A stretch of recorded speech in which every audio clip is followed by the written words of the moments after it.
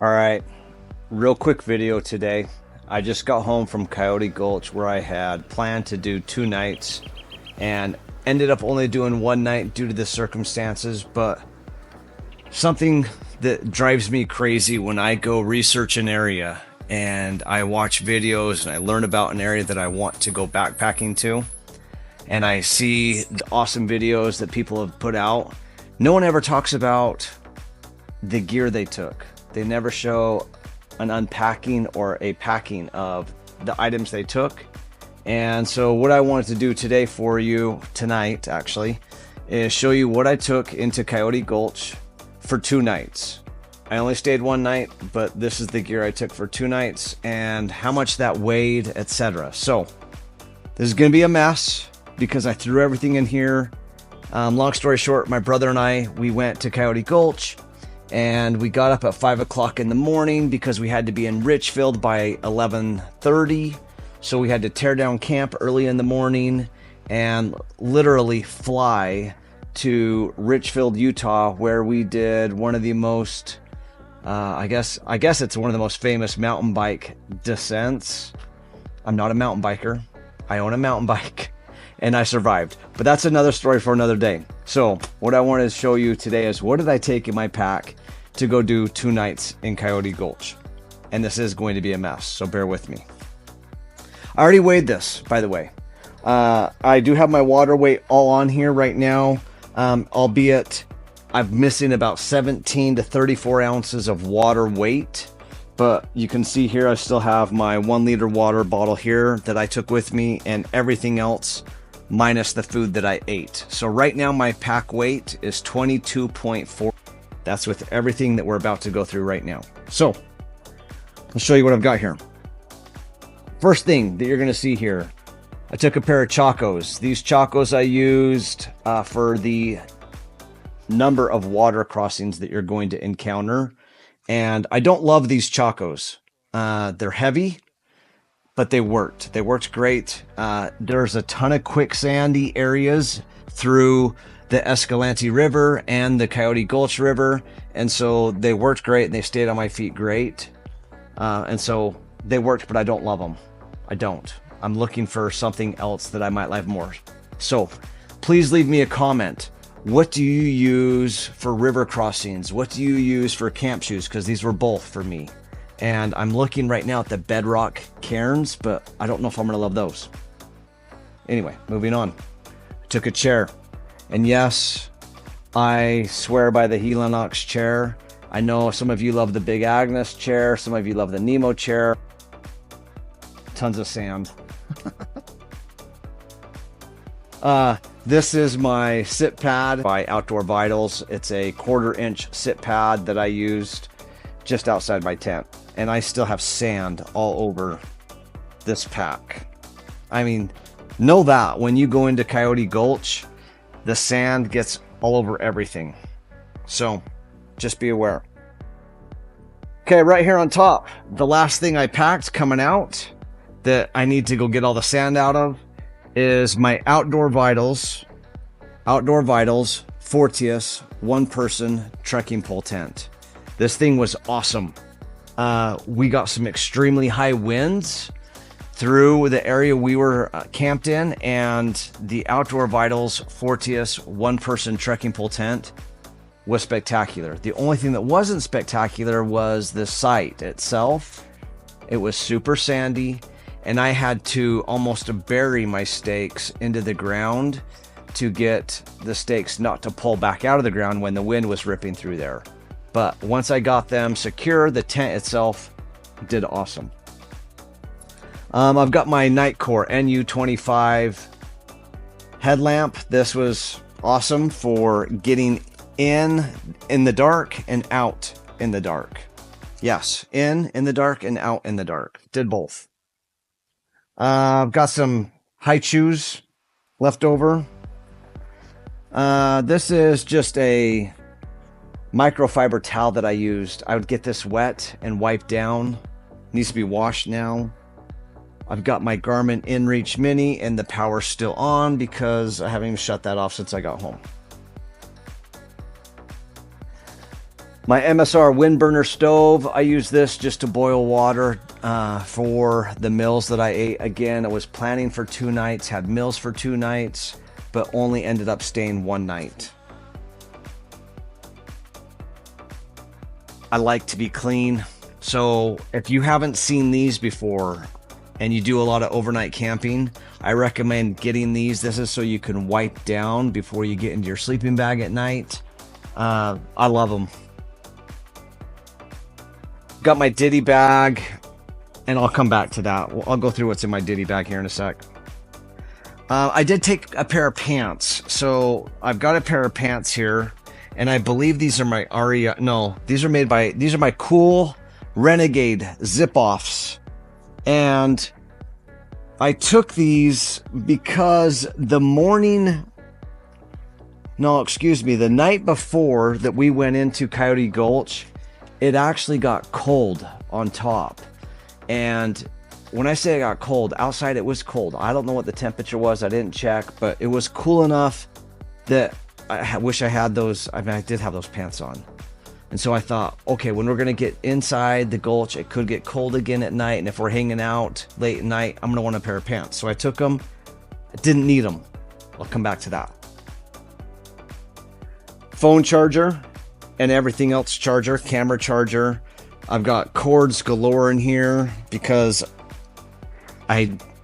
nothing takes the exact same receptacle on a charger, right? You have USB-C, you've got Garmin that's proprietary, you got your phone, everything's different. So I had a second. This is my NU. No, who makes this? I can't even remember. I swear it's Nightcore. Nightcore makes this power bank as well. I've got my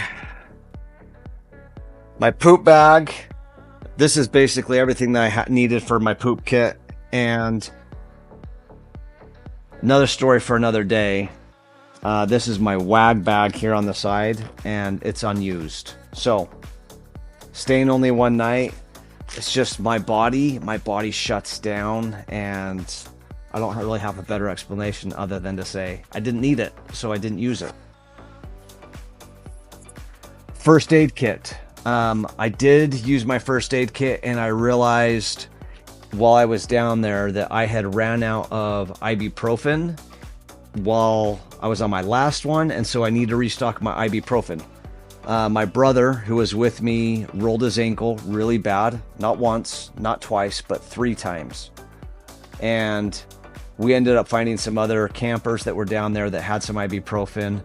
So make sure you always check your first aid kit before going into the backcountry to make sure you've restocked everything you've used, because I didn't. And I needed ibuprofen for my brother, and I didn't have it, but first aid kit. Water filter. So I use the Sawyer Squeeze with a Canuck 2-liter bladder to filter the water, and I use that a ton. I don't know how much we drank, but man, I drank a ton of water. It was 95 degrees in the shade. And so that kind of tells you how much water we were going through. And I brought a filter for both of us. From there, I have, if I can get it out, my Nemo sleeping pad. I only use 25-inch wide pads. I'm a side sleeper, and I shift all the time at night, and so I only use wide pads, and I like the Nemo pad. I haven't used the Big Agnes, I haven't used Zambivy, I haven't used Thermarest, but I've been super, super happy with the Nemo pad. So for now, that's what I'll use. I took my Nemo Pillow Elite. It's a luxury pillow. It's a really big pillow, and it fits in my pack, so I took that. I took my outdoor research. This is the Helium rain jacket. I swear it's the Helium rain jacket. Packs up super small.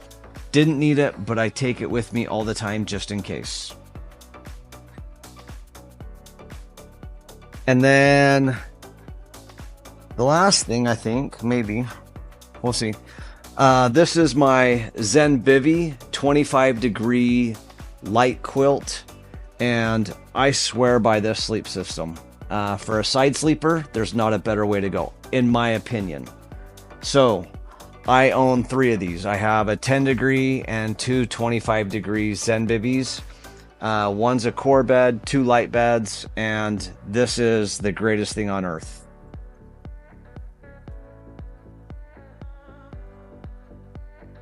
That is everything from inside my bag. So let's talk about my bag real quick.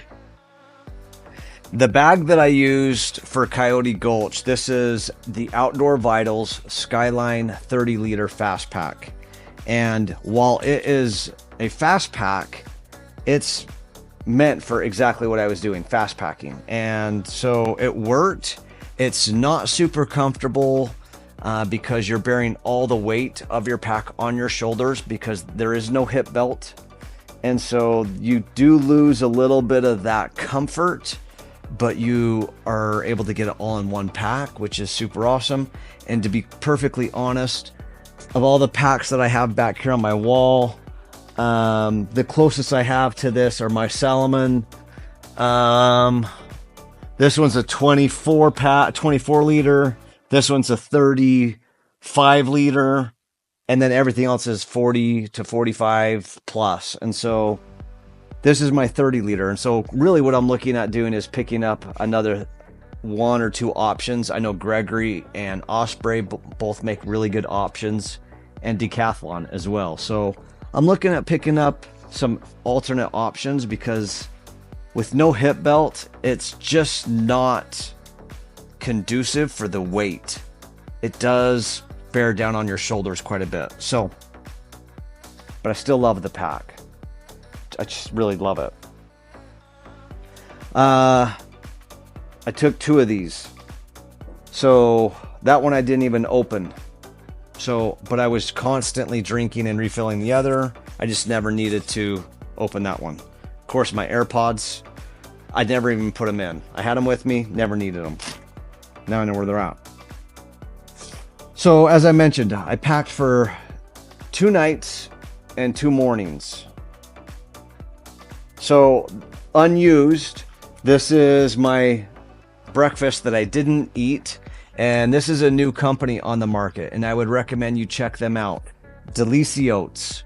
This is basically an overnight oats. You add water at night before you go to bed, and by morning it's ready to eat. Or you can make it hot and eat it the same way you would any of your other dehydrated breakfasts. That way you have a hot breakfast if you prefer that.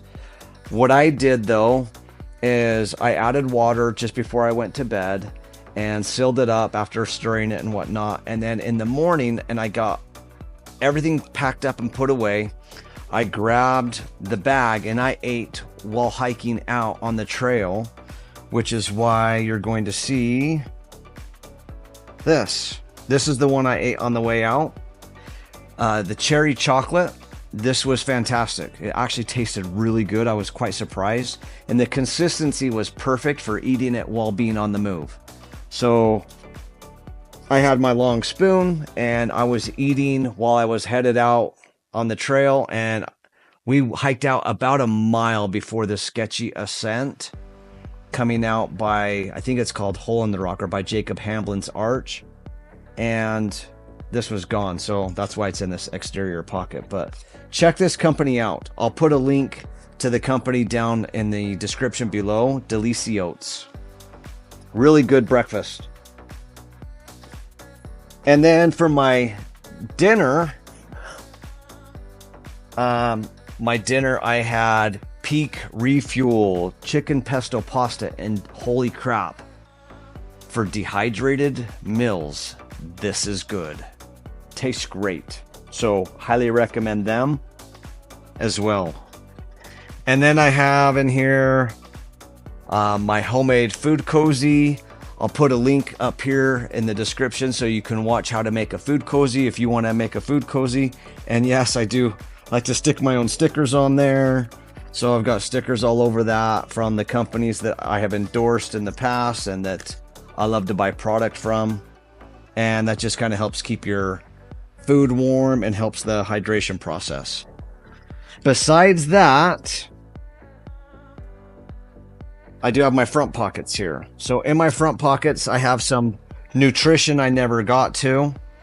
And let me just quickly show you what I've got here in the front pockets of this Skyline 30-liter fast pack. So I always have Honey Stinger with me. I never got to those. Honey Stinger waffles. I had multiple Honey Stinger waffles with me. I ate a bunch, but these are left over. In these pockets,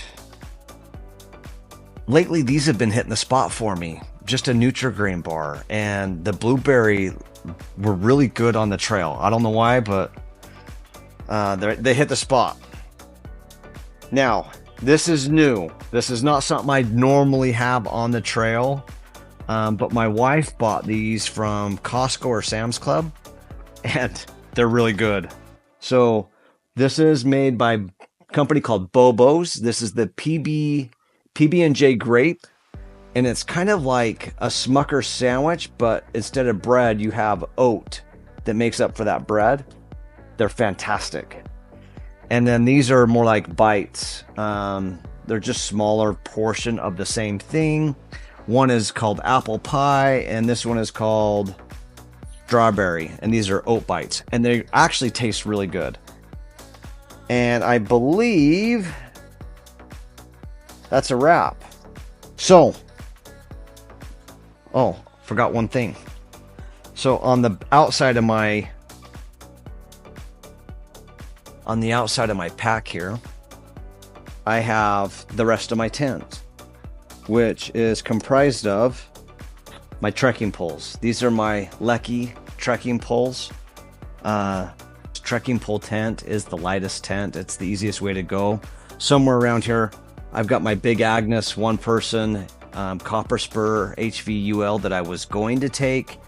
And then when I converted over to the 30-liter pack from Outdoor Vitals, I decided, okay, that's not going to fit in here with everything else I've got. So I'm going to have to go with the Outdoor Vitals Fortius trekking pole tent instead of the Big Agnes Copper Spur HVUL1.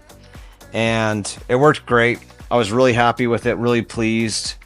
At the end of the day, all I really wanted to do was show you what I took in with me. And I am missing one of my meals here. For some reason, I'm missing one of my meals, but I had another Peak Refuel dinner meal. And had I stayed there 2 nights, I for sure would have used my WAG bag, but my body just shuts down when I go backpacking, and it slows. I don't know if it slows the process down. I don't know. It's just what happens to me. Maybe it happens to you too. I don't know. Maybe we've got something in common there. But ultimately, it was a fantastic adventure. Coyote Gulch is absolutely beautiful. I don't recommend going this late in the year. So let me quickly tell you this. We went on June 1st. We came out on June 2nd. And on June 1st, when we got in there and we were at the bottom of the gulch, it was 95 degrees in the shade. The water felt great. The water felt cool.